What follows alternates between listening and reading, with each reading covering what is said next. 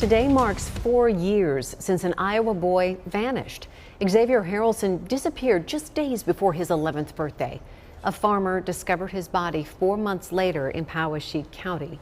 Investigators say they are closer than ever to solving this case. And I learned they have new information that is leading to progress in finding out what happened.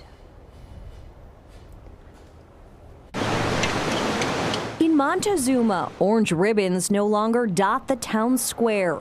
4 years later, memories of Xavier Harrelson might be fading, but the fight to catch his killer is not. We're going to find the truth in this case. There's no question about it. DCI agent Ryan Kedley and Poweshiek County Chief Deputy Steve Kivy are the two people in charge of finding out who killed the 10-year-old boy and why. He never had a chance to grow up, to make something of himself. Xavier vanished days before his 11th birthday 4 years ago.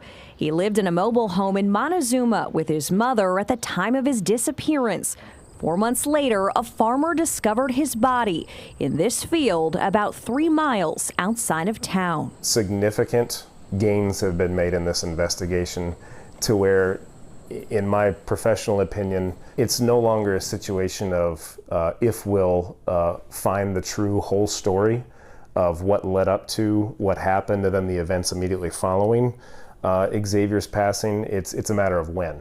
Investigators say search warrants have led to new information they believe is critical in piecing the puzzle together. Within just the last year and a half, we've applied for and executed somewhere in the range of about a half a dozen. KCCI has been closely following the case for 4 years. Last year, investigators told us they had people of interest. This year, they say that group has narrowed. It's less a question about who was involved, but why they were involved. Xavier grew up in poverty, fueled by addiction.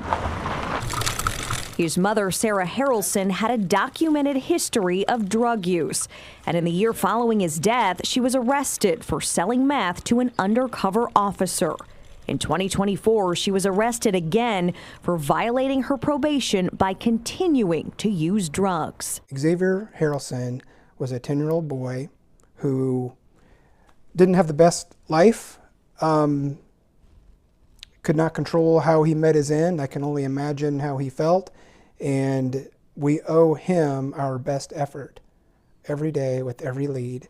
And that's what we've been doing. Xavier's mother has denied any involvement in his death over the years.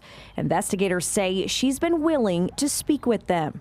They also continue to monitor the people in her inner circle at the time, including James Lowe, her former boyfriend, who was arrested for federal firearms charges days after Xavier vanished. Some of those same individuals that I spoke about a year ago are still in the scenery of this case. Despite his troubled childhood, Xavier's teachers tell KCCI he was the sweetest child. One teacher writes, even when he shared some of his struggles, he was hopeful and lighthearted.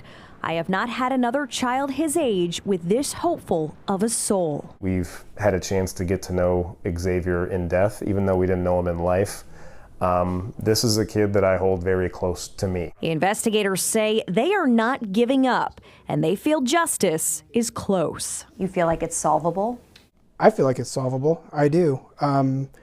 It's just going to take the right piece of information at the right time, and we're working that way, and I'm very optimistic about it.